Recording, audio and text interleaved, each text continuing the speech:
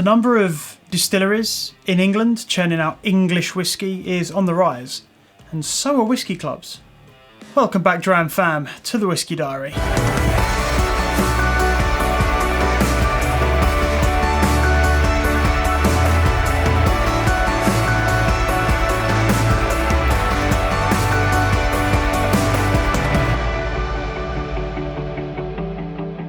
I recently acquired, a bottle of English whisky. English whisky is not something I've explored very much. Probably the closest thing I've come thus far is Penderyn, the Welsh whisky, which was actually kind of one of the first whiskies I ever really started to enjoy and would regularly go back for that brand.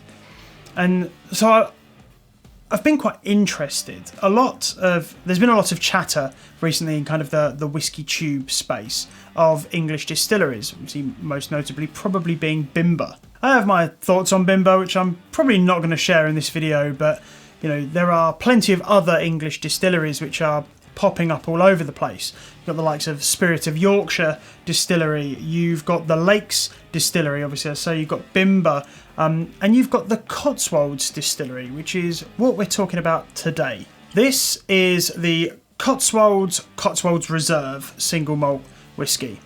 I actually got this through a whisky club that I'm a member of called the Summerton Club. Now, I pay for my membership, I've paid for this bottle, this is not an ad or anything like that. I generally really like the Summerton Club. It works out about £25 a month, but you get a bottle every other month. So you get 6 bottles a year, and it's £50 a bottle.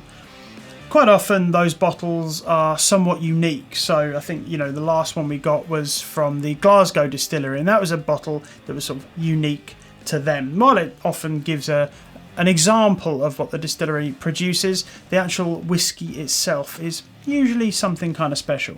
It's not just the club that's really good. There is they often have events. They've actually got a whiskey festival coming up in May in St Albans, and Dan, the owner of the club, or the founder, I guess, he's really active on social media, and generally I've had nothing but a really positive experience with them. So I'll drop a link down to them below, and if you're into it, sign up. I mean, it's £25 a month, and every other month you're guaranteed to get a bottle, which in my opinion is usually worth a lot more than £50. So this is a no-age statement whisky from the Cotswolds Distillery in England. It's bottled at 50% ABV. It is a 70 centilitre bottle. It is unchill filtered. It is all natural colour. It is completely unpeated.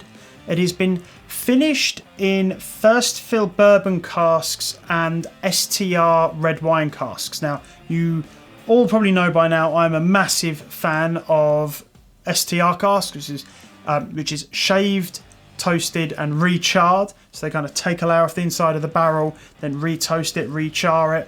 Really good way of taking a cask which is maybe not quite as active as it used to be and kind of rejuvenating it, and it allows you to mature really, really good whiskies in a much shorter space of time, getting a lot more of that barrel influence into the whiskey. As I say, I got this one from the Summerton Club as a member, but I believe you can pick this up from their website for £55. So, even just for signing up to the Summerton Club, you're getting a £5 off. So, could be worth it. I've never tried anything. Well, actually, that's a lie.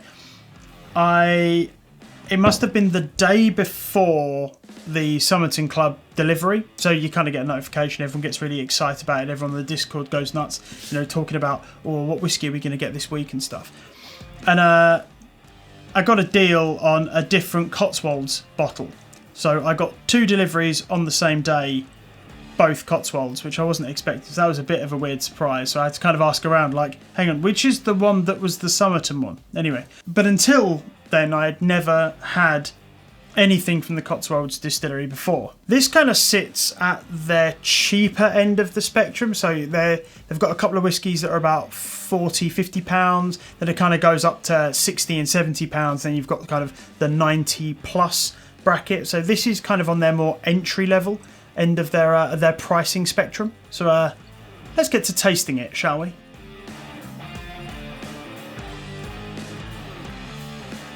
So, on the nose, very light, very bright. Apples, pears, it's got quite a Speyside-y light nose on it.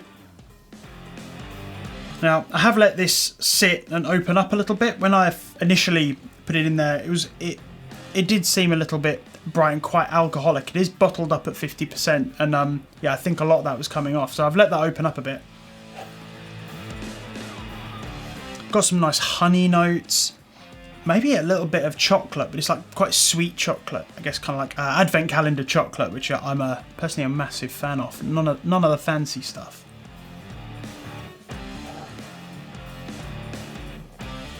Getting some nice wood notes coming through, but it's kind of like B&Q wood aisle, like timber kind of notes coming through. And a bit of like a rye bread, I guess. It's like a kind of cereal note on the tail end. Like quite a savoury cereal note onto the palate.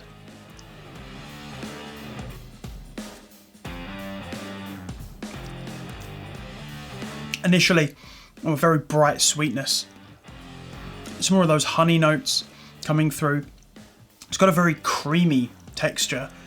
Kind of getting some subtle dairy and vanilla notes coming through as well. So I guess you feel like vanilla clotted cream ice cream, something like that. A lot of those stewed apples and pears notes. I would say this is very akin to a Speyside. If you're into Speysides, you'll probably like this. Getting some nice barley notes coming through as well. Some more of those kind of cereal notes, but still quite sweet, almost like Demerara sugar notes as well. So I guess you could say like barley drops or barley sugar sweets, something like that.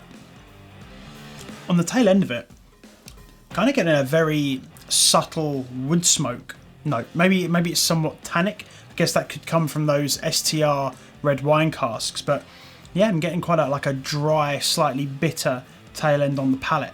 The finish is, I mean, right now it still kind of feels like it's going, like the palate's still going, but it's very sweet, very long, getting wonderful notes of barley on the tail end as well. That retronasal olfaction as I'm breathing out, I'm getting all of those kind of barley and sugar notes coming back through. Kind of getting some straw notes as well, somewhat like hay. You know, if you've ever been if you've ever been out in a farmer's field when it's in like when the wheat is fully ripe, you kind of get that smell of straw. It's kind of got a note similar to that. It's very sweet, very, very pleasant.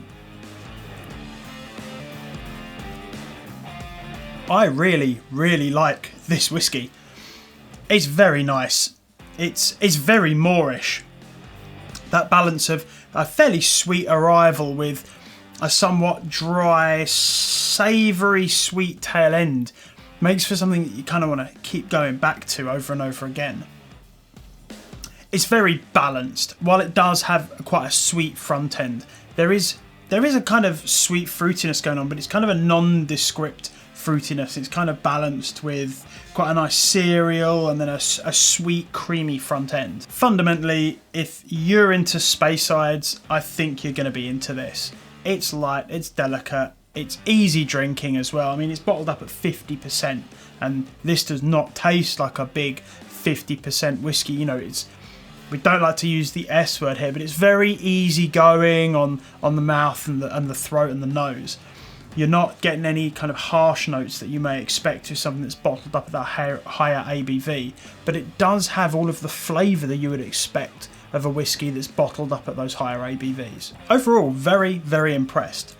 Really looking forward to seeing what else this distillery has to offer.